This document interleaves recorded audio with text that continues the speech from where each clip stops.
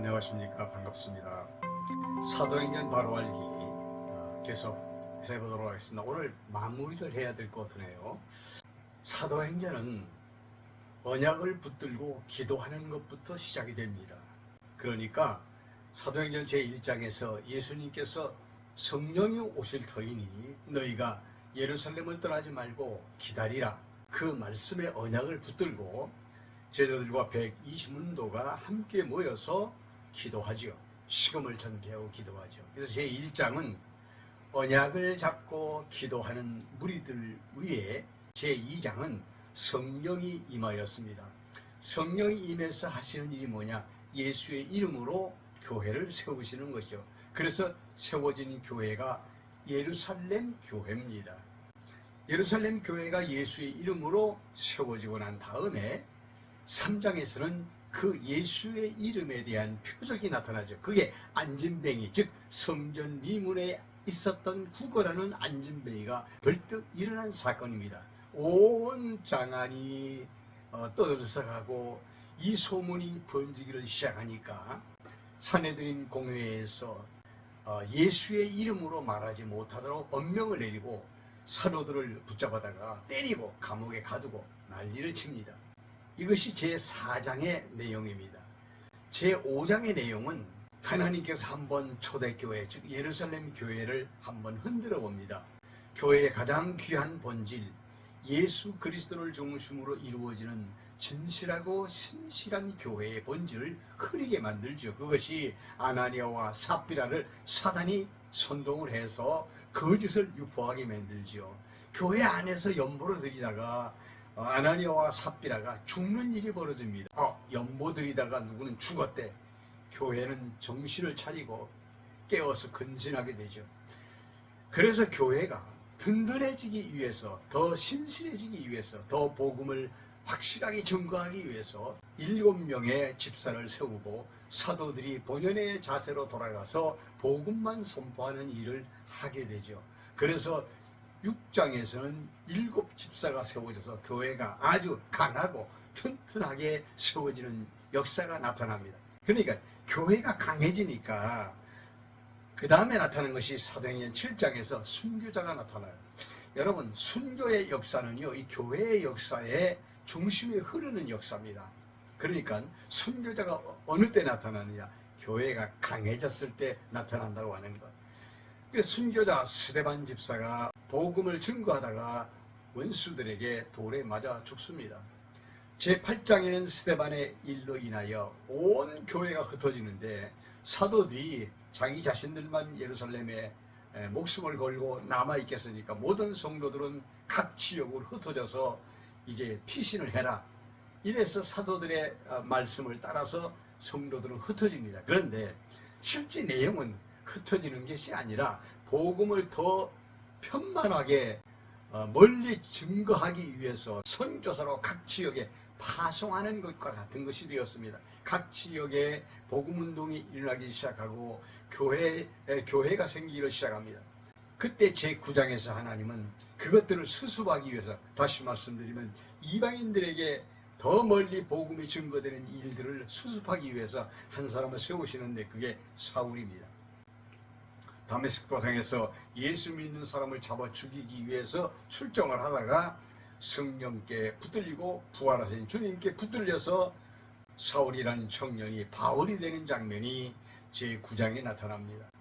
제10장에서는 이 이방인에 대한 인식을 변화시켜서 선교에 대한 인식을 바꾸기 위하여 성령께서 고넬료로 하여금 예루살렘 교회의 대표인 베드로를 초청하게 만들죠.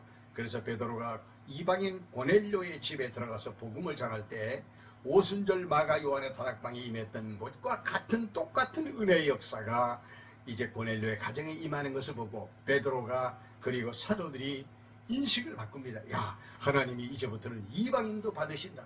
그래서 이제 그 10장에서는 선교에 대한 인식을 바꿔버리고 말죠.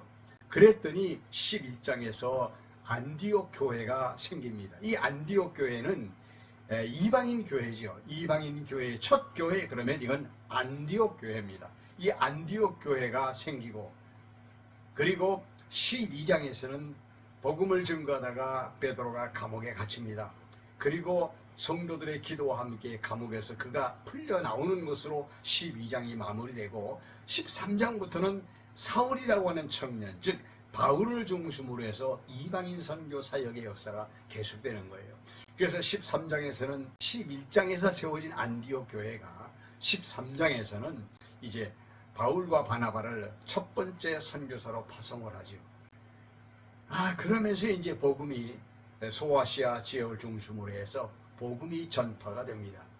그리고 14장에서는 구브로로 출발해서 수리아, 안디옥, 이고니온, 루스트라까지 돌아서 안디옥으로 다시 오는데 1차 전도 여행이 마쳐지게 되죠. 15장에서는 예루살렘에 소문이 돕니다.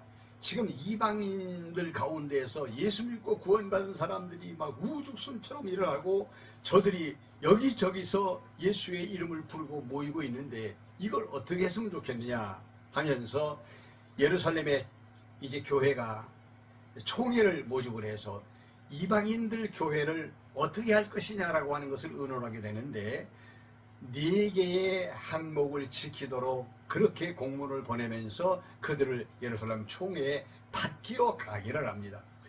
이것이 극적으로 이방인 교회와 예루살렘 교회가 하나가 되는, 다시 말씀드리면 이방인 교회와 유대인 교회가 하나가 되는 아주 극적인 첫 번째 장면이 15장에서 나타나게 됩니다. 16장에서는 바울이 전도여행을 2차 계속하는데 거기서 빌립보 교회가 탄생을 하죠. 물론 바울은 감옥에 갇히고 매를 맞고 고난을 겪습니다.